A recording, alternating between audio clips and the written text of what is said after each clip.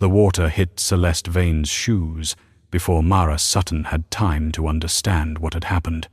One moment the mop bucket was in Mara's hands, the next it was tilting sideways on the turn of a wet floor, and the grey water was spreading across the marble in a slow, indifferent arc that reached the cream leather of Celeste's heels before either of them could speak. Mara had come around the corner of the east hallway without looking because nobody was ever in the east hallway at 7:15 in the morning, a fact that had held true for the 4 days she had been working in this house and which had, until this moment, seemed reliable.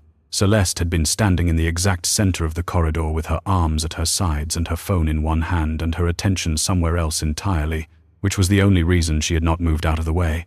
For a full 3 seconds, neither of them moved. Then Celeste looked down at her shoes, and then up at Mara, and she said nothing.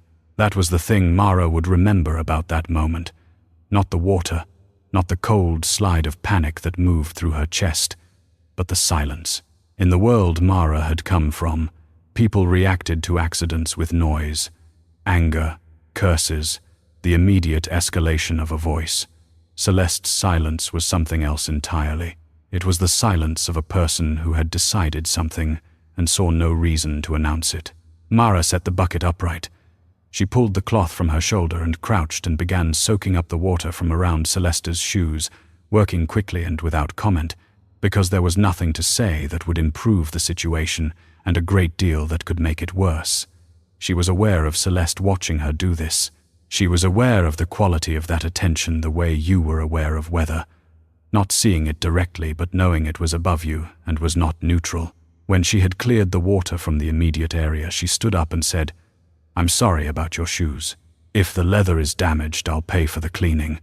She said it plainly, the way she said most things, because she had never had the time or the energy to package honesty in softer material. Celeste looked at her for another moment with those pale eyes that were the kind of beautiful that had been specifically engineered to make other people feel approximate.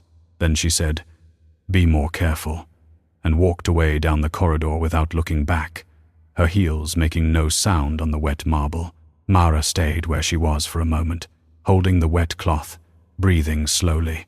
From the far end of the corridor, through the archway that opened into the front sitting room, she was aware of a stillness that meant someone was there and had been there long enough to see. She did not turn to look. She picked up the bucket and continued mopping, because the floor still needed to be done, and the morning schedule that had been given to her on her first day did not include time for standing still. She had arrived on a Monday with a single bag and a face that she had spent the drive over, arranging into something that conveyed professional competence without conveying anything else. The agency that had placed her here had told her only what she needed to know. The household required a full-time domestic worker, the pay was above standard, and the employer valued discretion. The word discretion had been said 3 times in the space of one meeting, which told her something about the nature of the household, without telling her anything about the household itself. She had not asked questions. She was not in a position that allowed for questions. Her brother Danny had been working a debt that belonged to their father, before their father had stopped belonging to anyone, and the man who held the debt had, 2 months ago, transferred it to a different ledger under different management, and the new management had different ideas about how debts were settled. The placement here was not a coincidence. She understood that. She had understood it when the agency told her the employer's name, and she had looked it up in the way that most people looking up Roman Ashford looked him up, which was carefully and from a sufficient distance. The house itself was larger than she had imagined, which was saying something because she had imagined it as large. 3 floors, a staff wing that connected to the main building through a covered walkway, a garden at the back that was formal in the way of things that had been designed to impress rather than to be used. The staff consisted of her, a cook named Gerald who arrived at 6 in the morning and left by 8 at night, a groundskeeper who Mara had seen twice at the edges of her field of vision but not spoken to, and 4 security personnel who were visible in the way that things were visible when they were meant to be. She had been told on her first day by a man named Devlin, who appeared to function as something between a personal assistant and an operations manager, that her duties were cleaning, laundry, and household maintenance, that she was not to enter the third floor without being summoned, and that any questions about the household's operations should be directed to him and not to Mr. Ashford. She had nodded and said nothing, and had spent the first 4 days learning the shape of the house the way she learned the shape of any space she needed to survive in, by moving through it quietly and paying attention to what the spaces told her when no one was performing for them. What the house told her, in those 4 days, was that it was a house where everyone was performing for someone. Gerald performed efficiency in the kitchen.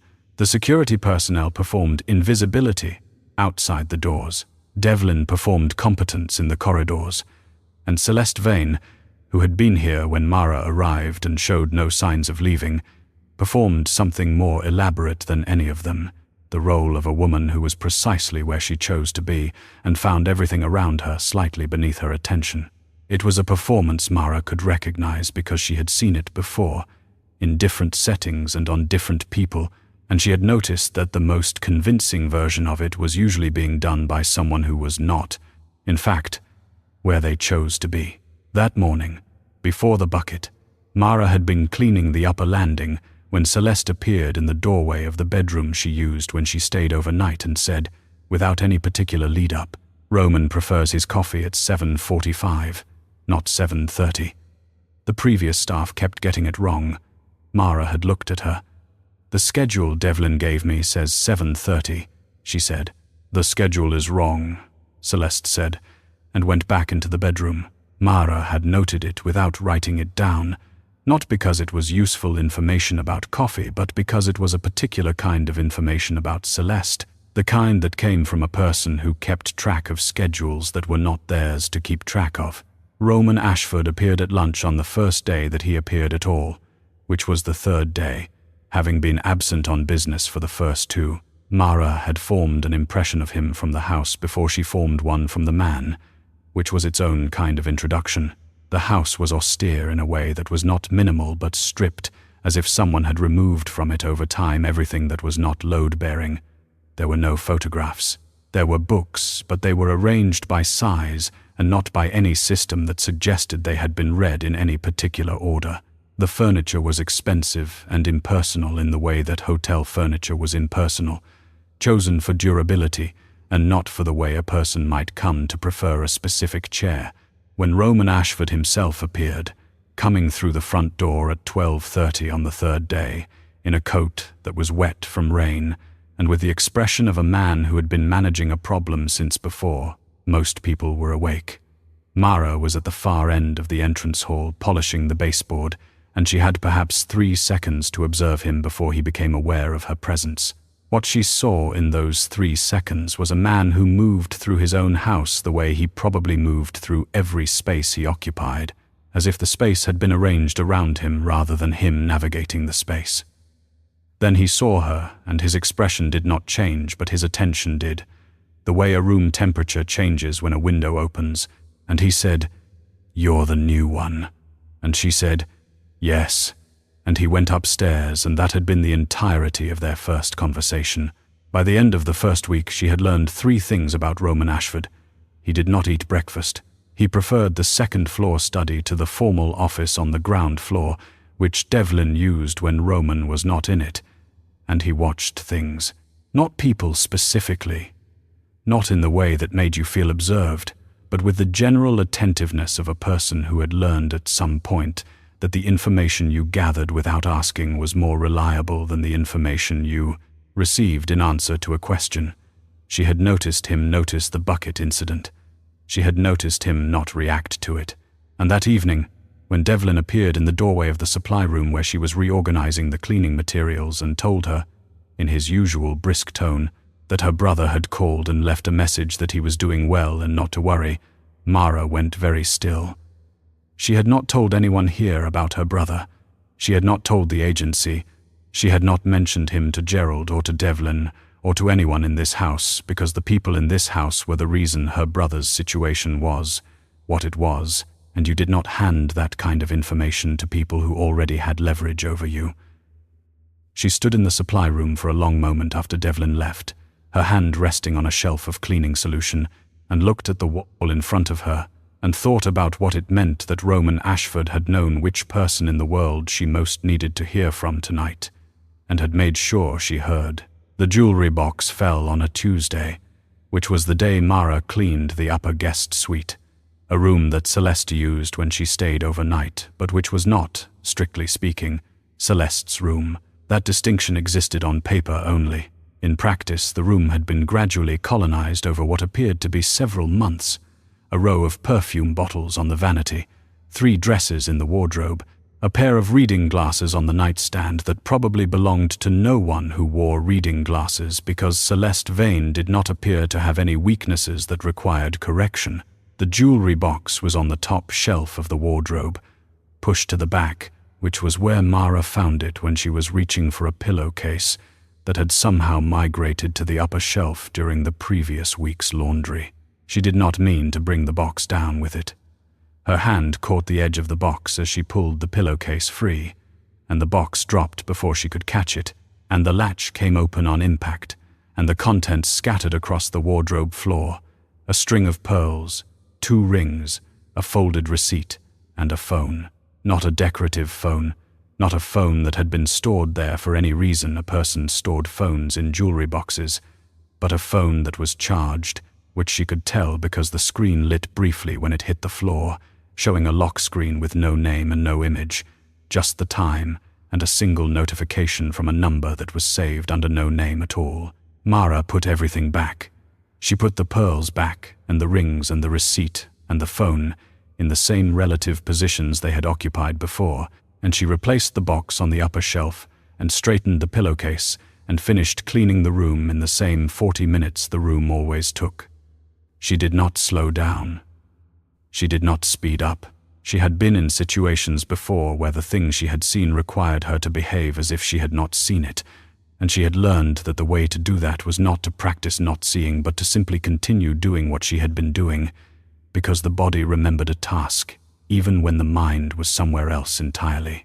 When she left the room, she was carrying the cleaning caddy and the used linens and the expression she carried everywhere in this house, which was the expression of a person whose job was the room and not the room's contents. She thought about the phone for the rest of the morning and into the afternoon, the way you thought about a splinter, not constantly, but returning to it whenever something touched the area.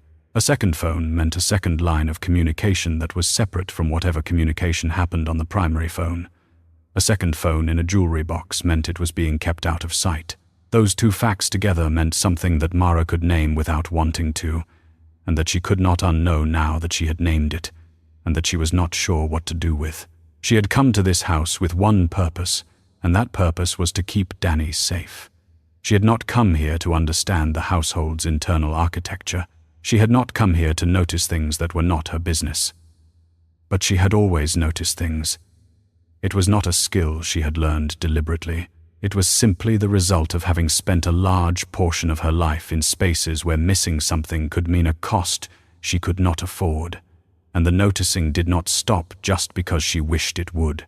Gerald left at 8 that night, as he always did, and Mara finished the kitchen after he left, as she always did, wiping down the counters and the stovetop and putting the last of the glasses away.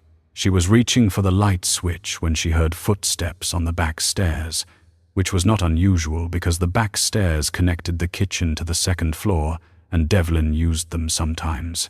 But these footsteps had a different weight and a different rhythm than Devlin's, and when she turned around, Roman Ashford was standing in the kitchen doorway in a dark shirt with the collar open and the expression of a man who had come looking for something he could not find in the rest of the house. He looked at her. She looked at him. "Gerald's gone," she said, because it seemed like the relevant information. "I know," he said. He came into the kitchen and went to the cabinet above the refrigerator, which was where Gerald kept the bread, and took out a half-used loaf and set it on the counter. He did not ask if she minded. He did not appear to consider whether she minded. He simply stood at the counter and opened the bread and took out 2 slices and put them in the toaster, and Mara looked at this for a moment and then went to the refrigerator and took out the butter because the bread would be done in 3 minutes and there was no butter within reach of the toaster. She set the butter on the counter beside him and went back to the sink to finish wiping it down. He did not say thank you. She did not expect him to. The toaster made its sound, and he took the bread out and buttered both pieces and slid one across the counter to her side without looking up, and she looked at it for a moment and then picked it up because it was nearly 9 at night and she had not eaten since 2 in the afternoon, and the bread was there. They stood on opposite sides of the kitchen island and ate toast in the kind of silence that was not uncomfortable, in the way silences between strangers were uncomfortable, but was instead the silence of 2 people who had each decided independently that talking was not required for the situation. After a while, Roman said, without preamble, "The east hallway floor is cleaner than it's been." Mara considered this. "That's because whoever cleaned it before was using the wrong product on the marble," she said. "It was leaving a residue. I switched it." He looked at the counter. "Gerald complained about the previous cleaner for 2 years," he said. "Devlin hired them. There was something in the way he said Devlin's name that was not a criticism of Devlin but was a particular kind of observation about the difference between delegating a task and delegating the judgment required for the task." Mara said nothing. He finished his toast. He put his plate in the sink without rinsing it, which was the first imperfect thing she had seen him do in a week, and then he said, "Your brother is in Trenton. He has a job at a warehouse on the North End. He starts Monday." He said it the same way he had said everything else that evening, evenly and without emphasis, as if it were simply information being transferred from one person to another. Mara set her toast down. "You arranged that," she said. "It was not a question." "The debt is cleared," he said. "It was cleared last week." She looked at him. He met her eyes for a moment, brief and direct, and then he went back to the door he had come through, and she stood at the kitchen island and listened to his footsteps on the back stairs until they disappeared.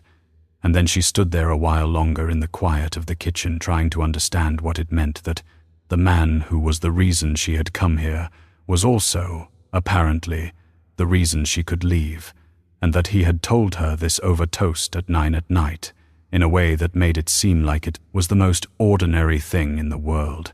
She did not sleep well. She lay in the narrow bed in the staff wing and thought about Danny in Trenton, which was good, and about the phone in the jewelry box, which was not good, and about the way Roman Ashford had slid a piece of toast across the kitchen island to her side without asking, which was neither good nor bad, but was something she found herself thinking about in the space between the other 2 things.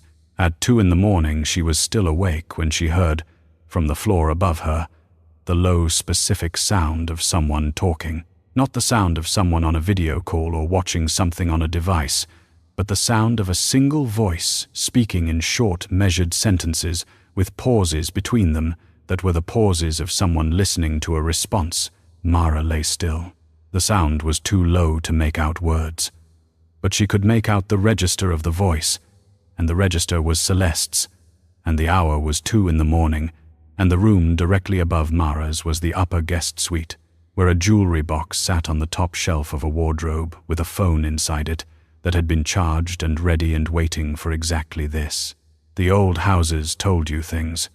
Mara had learned this early, in the series of other people's houses she had moved through as a teenager, doing weekend cleaning work to supplement what their mother brought in before their mother stopped bringing in anything at all. Old houses had thin floors and walls that carried sound sideways and upward in ways that newer construction did not, and the Ashford residence was old in the specific way of buildings that had been renovated several times without ever being structurally rethought, which meant the bones were original, and the bones had opinions about privacy.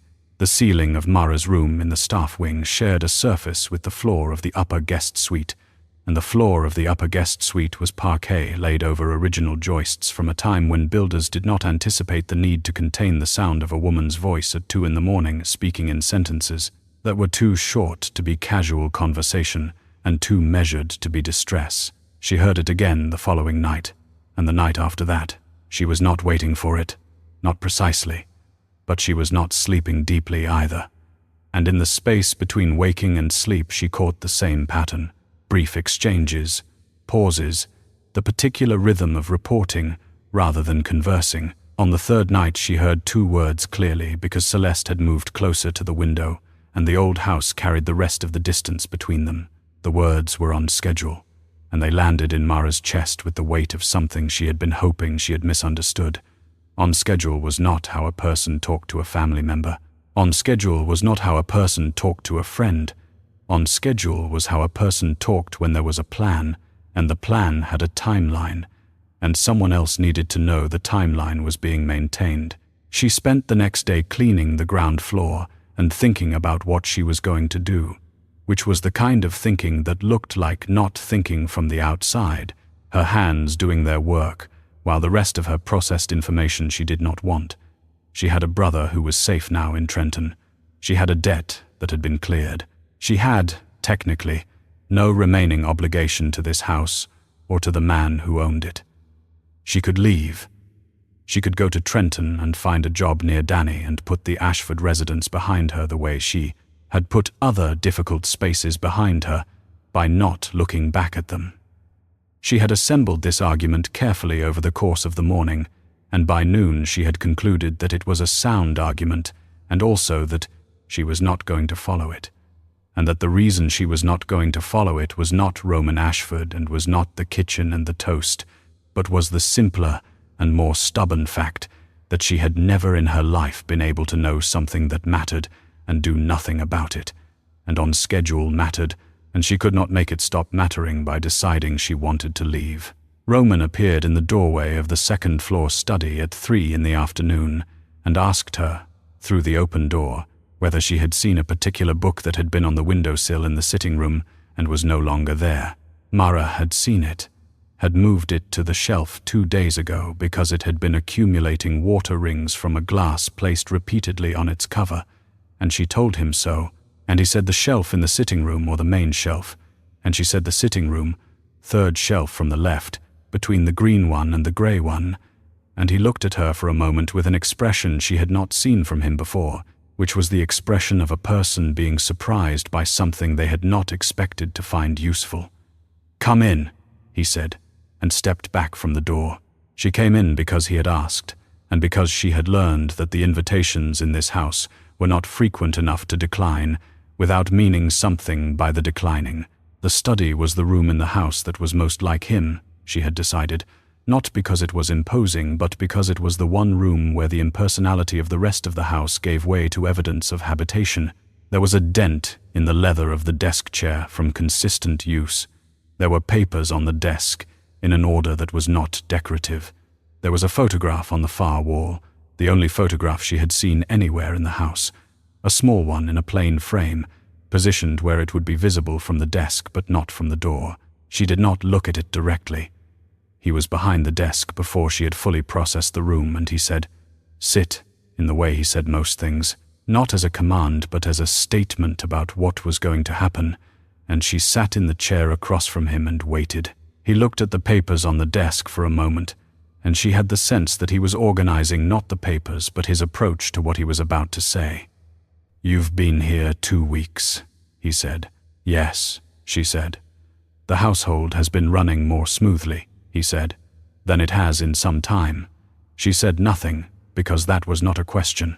He looked at her then, the direct look that she had noticed on the first night over toast, the kind of look that did not require her to perform anything in return. "How much have you noticed?" he said, "that you haven't mentioned?" It was a precise question, asked the way precise questions were asked by people who already had a partial answer and were looking for confirmation of the shape of the whole. Mara held his gaze and considered what the honest answer was and what the safe answer was, and whether those were the same answer. "Enough," she said. He did not look away. "Celeste," he said, not as a question. "I don't know what I heard," Mara said, carefully. "I only know it didn't sound like what it should sound like."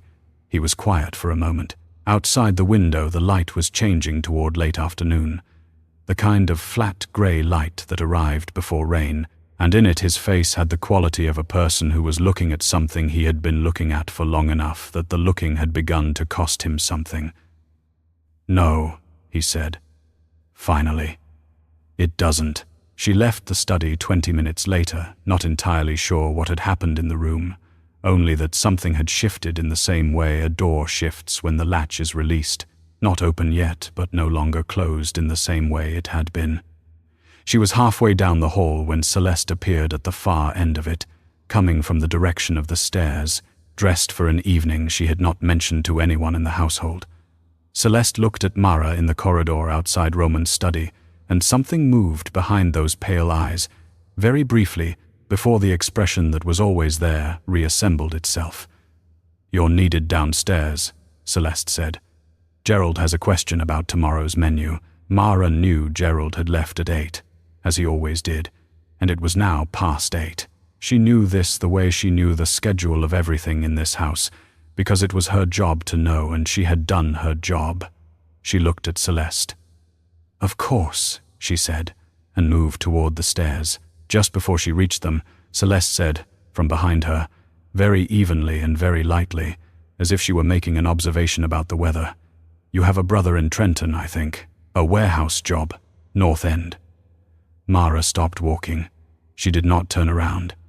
She stood at the top of the stairs with one hand on the banister and felt the particular cold that came not from temperature but from understanding exactly what had just been said and exactly why it had been said.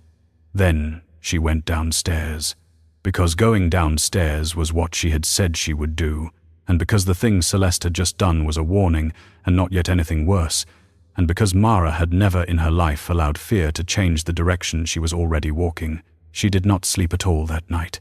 She lay in the narrow bed with the ceiling above her and waited, and at 2:17 in the morning the voice started again from the floor above, and this time Mara was not half asleep, and the old house was doing its work, and she heard in pieces, separated by silences. She had to fill in with the logic of what came before and after, confirmed, and then, after a pause, the same night, and then, after a longer pause that meant the person on the other end was speaking at length, "He won't know until it's done." 3 fragments. She lay still and assembled them in the order they had arrived, and held them up against everything else she knew, and at the end of that process, she got out of bed and put on her shoes. She knocked on his door at 2:37 in the morning, which she knew because she had looked at the clock in the hallway before she knocked, not because the time mattered, but because she wanted one concrete and ordinary fact to hold on to before she did something she had never done before, which was walk toward danger rather than around it. The 3rd floor was quiet. The security rotation that covered the interior of the house at night passed this corridor at 2 and again at 4, which she knew because she had been noting the rotations the same way she noted everything in this house, without planning to use the information and then using it. She knocked once, 2 knocks. The way she knocked on any door in this house when she needed to be heard without startling anyone. There was a silence that lasted long enough for her to consider that he might be asleep, and then his voice came through the door, not groggy and not slow, the voice of a person who had not been sleeping. "Come in." He was at the desk. The lamp was on, and there was a glass of water beside it, and a set of papers that he was not looking at because he was looking at her. He was still fully dressed, which told her she was not the only person in this house who had not slept tonight. She came in and closed the door behind her and stood in front of it and said, without preamble, because preamble was a luxury for situations that were not this one, "I heard 3 things through the floor tonight, confirmed, the same night. He won't know until it's done." She watched his face while she said it. Nothing moved on it except something in the jaw, a tightening that was not surprise. She waited. He said, "When did you hear this?" Not whether she had heard correctly, not what she thought she had heard, but when. 2:17, she said. He was quiet for a moment. Then, "Sit down." She sat in the chair across from the desk, the same chair as the afternoon, and the lamp between them made the room smaller than it was in daylight. He looked at the glass of water. "She has been careful until now," he said, and the way he said it was not about Celeste but about the information itself, the shape of it, what it confirmed about a shape he had already been building. "How long have you known?" Mara said. He looked at her. It was not a hostile question, and she had not asked it in a hostile way. She had asked it because she needed to understand the geometry of what she had walked into before she could understand where she stood inside it. 3 weeks, he said. I had suspicion at 4 weeks, confirmation at 3. Mara held this. The debt, she said. Danny, that was before I came here. Yes, he said. She looked at the lamp. She looked back at him. You wanted to see what I would do, she said, if I knew something and had a reason to stay quiet. He did not answer immediately, which was its own answer, and she felt the information settle into her the way cold settled into a room when the heat went off, not all at once, but in a steady and total way. You cleared the debt, she said. You gave Danny a job, and then you waited to see if I would tell you what I found. Yes, he said. The word was flat and undefended, which she had not expected, and the unexpectedness of it kept her from responding for a moment. He did not fill the silence with explanation or with apology. He let the yes sit between them and be what it was. She sat with it for a while. Outside the window, the night was the particular dark of very early morning, the dark that came after the last of the evening activity and before the first suggestion of dawn, and in it the room felt sealed off from everything that was not this conversation. I understand why you did it, she said finally. He looked at her. I'm not going to tell you it was wrong, she said, because in your position, with what you know about the world and the people in it, it was probably the correct methodology. She paused. But I want you to understand something. I was not performing honesty for you. I was not being straightforward because I knew you were watching. I came here tonight because there is a plan to do something to you, and I cannot know that and do nothing, and that is true whether you were testing me or not and whether Danny was safe or not. She stopped. She looked at him directly. I need you to know that, she said. Because if there is going to be any kind of trust between us going forward, it cannot be built on a test that the other person didn't know they were taking. He held her gaze for a long time, longer than most people held a gaze in a serious conversation, and she did not look away. Then he said, quietly, That is the most precise thing anyone has said to me in several years. She said nothing. He moved his hand on the desk, a small adjustment of the papers in front of him, and then he said, The plan is for Friday. They are going to use the north entrance because it has the lightest coverage on rotation between midnight and 1. There will be 4 of them, and the objective is not information. It is conclusive. She understood what conclusive meant. How do you know it's Friday? She said. Because 3 weeks ago I put information about a Friday engagement into a channel that Celeste had access to, he said. And because my people have been watching the north entrance activity since Tuesday and the positioning has begun. She looked at him. So you knew this was coming, she said, and you let it come. I needed them to move, he said. An operation that stays in planning can be rebuilt. An operation that commits to execution becomes evidence. She absorbed this. She thought about Celeste's voice through the floor, the short sentences, the pauses, the words she had assembled in the dark. She doesn't know, you know, Mara said. No, he said. She thinks the warning she gave you tonight was sufficient, he said. She thinks you will keep quiet to protect your brother. Mara felt something move through her that was cold and also clear, the particular clarity that came from understanding a situation fully rather than partially. She mentioned Danny, she said. I know, he said. Devlin told me 20 minutes after it happened. He looked at her. I should have told you about Danny before tonight, he said. About the test. He said it without the softening that apologies usually came wrapped in, without the qualifying language that people used when they wanted to acknowledge something wrong without fully inhabiting the acknowledgement. He said it as a fact about something he had done. Stated in the same register he stated all facts, and she found that she preferred that to anything more elaborate. What happened next happened in the way that necessary things happened in this house, which was without drama and with precision. Roman made 2 calls in the following hour, both of them brief, and by 4 in the morning Devlin had been contacted and the security rotation adjusted and a 3rd presence added to the north entrance coverage that would not be visible until it needed to be.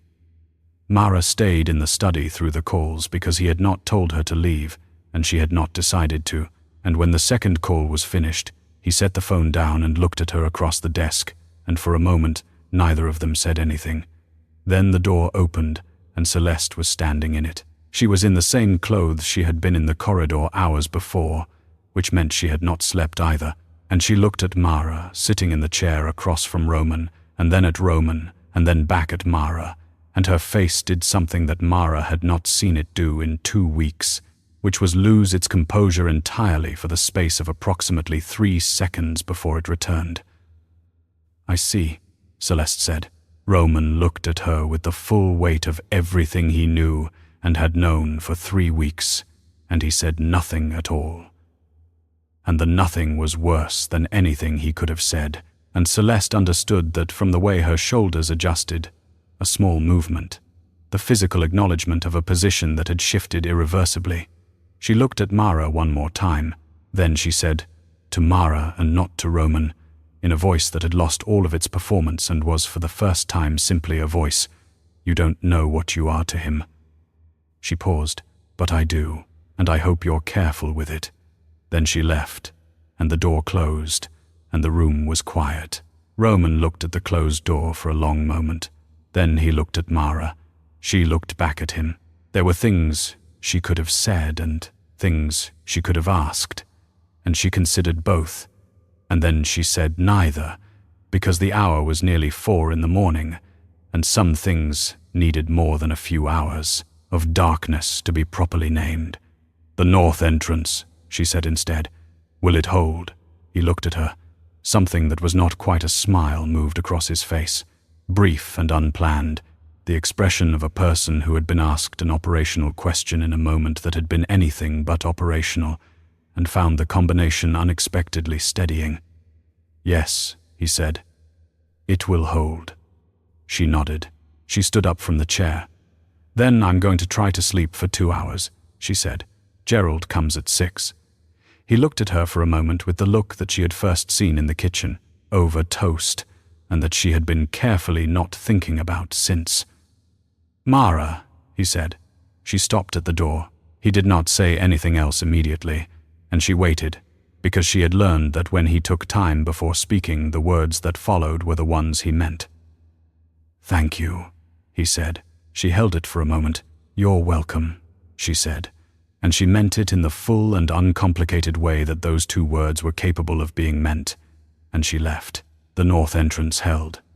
She found out not from Roman but from Devlin, who appeared in the kitchen on Saturday morning with the particular expression of a man who had not slept for 2 days and had resolved something significant in the interval, and who told her, while pouring himself coffee from the pot she had made 20 minutes earlier, that the situation had been handled, that there would be no further incidents from that direction, and that Mr. Ashford had asked him to let her know. She thanked him. He poured his coffee and left. She stood at the kitchen counter and looked at the window above the sink, at the November garden that was grey and stripped and still in the morning light, and felt the release of something she had been holding since 2:37 on Thursday morning, which was not relief exactly, but the physical consequence of extended tension finally being permitted to end. Celeste was gone. She had left some time in the hours between Roman's calls and Friday, and her departure had the quality of a removal rather than a leaving, the absence of a presence that had been significant enough to leave its shape in the air of the rooms it had occupied. The perfume bottles were still on the vanity in the upper guest suite. The 3 dresses were still in the wardrobe. Mara stripped the bed and cleaned the room on Saturday afternoon, with the methodical attention she brought to every room, putting the bottles in a box and the dresses in a bag, and noting in her mind that someone would need to decide what to do with them, though that someone was not her. When she came to the jewelry box, she opened it, confirmed what she already knew, and placed it in the box with the bottles. Then she finished the room and closed the door and went back downstairs. Roman did not appear on Saturday. He did not appear on Sunday morning. She did her work in the house, and Gerald cooked, and the security personnel maintained their positions, and the house continued in the way that houses continued, regardless of what had occurred in them, by requiring the same maintenance it had required the day before and the day before that. Devlin came and went twice on each day, carrying his usual expression of contained efficiency, and the groundskeeper worked in the garden on Sunday afternoon in the grey light, as if the weekend had been entirely ordinary, which in some respects it had been and in others had not been at all. Mara found that she was not in a hurry. She had been in a hurry for most of her adult life, hurrying toward the next thing that needed doing, the next problem that needed solving, the next space that needed cleaning or organizing or surviving. The not hurrying was new and slightly disorienting, and she did not quite trust it yet, but she let it be there. On Sunday evening, she was in the kitchen at the usual time, finishing the counters, when she heard the back stairs, and then Roman was in the doorway again in the same dark shirt, or one that was identical to it, and he looked the way she had seen him look for the first time on Thursday night, which was like a man who had stopped managing something and was now simply standing in a room. He came to the kitchen island and stood on his side of it and looked at the counter between them. He had the quality that people had when they needed to say something and had been deciding how to say it for longer than usual. She let him take the time. She finished the counter and draped the cloth over the edge of the sink and waited without performing the waiting. "I called Danny this morning," he said. She looked at him. "He sounds like someone who is figuring something out," Roman said. "He does," she agreed. "He has always been better at that than people expect." He nodded. He was quiet for a moment. Then, "I owe you an honest accounting of what I did and why." She looked at him. "You gave me one Thursday night," she said. "Not the full one," he said. She waited. He looked at the counter. "When your placement came through the channel, it came through," he said. "I knew who you were before you arrived. I knew about Danny. I knew the original debt and the transfer, and why you were willing to come here." He paused. "I could have declined the placement. I could have cleared the debt and sent you somewhere else. I chose to bring you here because I wanted to see what kind of person came out of that situation, whether you were someone who would use the access for what your circumstances gave you reason to use it for." He looked up at her. "And I am telling you this now because you told me Thursday night that trust cannot be built on a test the other person didn't know they were taking. You were right, and I knew you were right before you said it. I had known it since approximately the second day you were here, and I chose not to act on it, and that is not something I can undo, but it is something I can say plainly." She held this for a moment. The kitchen was quiet around them, the particular quiet of a house at the end of a day, settling into itself. "Why the second day?" she said. He looked at her. "Because on the second day I came around the corner of the east hallway, and the floor was clean in a way it had not been clean in 8 months, he said, "and I understood that you had noticed something everyone else had stopped seeing. And I thought, this is a person who pays attention to what is actually there, rather than to what she's been told to expect." He paused, and it became difficult to continue treating that person as a variable in a calculation. She was quiet for a moment. Outside the kitchen window, the garden had gone fully dark, the last of the grey light gone, and the room was warm and still. "I'm not going to tell you it's fine," she said, "because it's not entirely fine, but I understand it, and I believe you when you say you knew it wasn't right, and that is enough to keep talking." He nodded. He did not look relieved, which she appreciated, because relief would have meant he had been hoping for more than he had earned. What he looked was present, which was the thing she had valued in him since the first night in the kitchen, the quality of being completely in the room he was in rather than somewhere else. She went to the refrigerator and opened it and looked at what was there. Gerald's preparation for the week was arranged on the middle shelf, labeled and portioned, and above it were the basics: eggs, butter, a block of cheese, half a lemon. She took out the eggs. She took out the butter. She set them on the counter on her side of the island. "Celeste said something to me before she left," she said, her back partly to him as she found the pan. "She said I didn't know what I was to you, but that she did." She set the pan on the burner and turned to look at him. "I'm not asking you to answer that right now," she said, "but I want you to know I'm not going to pretend I didn't hear it." He held her gaze for a long moment, and she held his, and what moved between them in the space of that moment was not a declaration and was not a resolution, but was a mutual acknowledgement that there was something there that neither of them had finished understanding yet, and that neither of them was going to pretend otherwise. Then he said, "Can I help with that?" He was looking at the pan and the eggs. She looked at him. Roman Ashford, who occupied his own house the way he occupied every space he entered, who had not, as far as she could tell, prepared food for himself in any form since she had been here, was standing on his side of the kitchen island, asking if he could help make eggs. "Do you know how?" she said. "No," he said. "I could learn," he said. She looked at him for a moment, and something moved in her that was not grand and was not overwhelming, but was the quiet and specific thing that happened when a person said something true at exactly the right moment. "Fine," she said. "Come around this side." He came around the island and stood beside her at the counter, close enough that she was aware of him in the way she had been carefully not aware of him for 2.5 weeks, and she cracked an egg into a bowl and said, "The important thing is that you don't rush them. Most people rush them, and that's why they're wrong." He looked at the bowl. "Most things people do wrong, they do because they rush," he said, and she thought he was not entirely talking about eggs, and she thought he probably knew she knew that, and she did not say anything about it because the eggs were more important right now and they had time. She handed him the second egg. He cracked it badly, too hard on one side, and a piece of shell went into the bowl, and she showed him how to fish it out with a wet finger without making it worse. He did it twice more before he got a clean crack. She did not comment on the first two. He did not look embarrassed by them.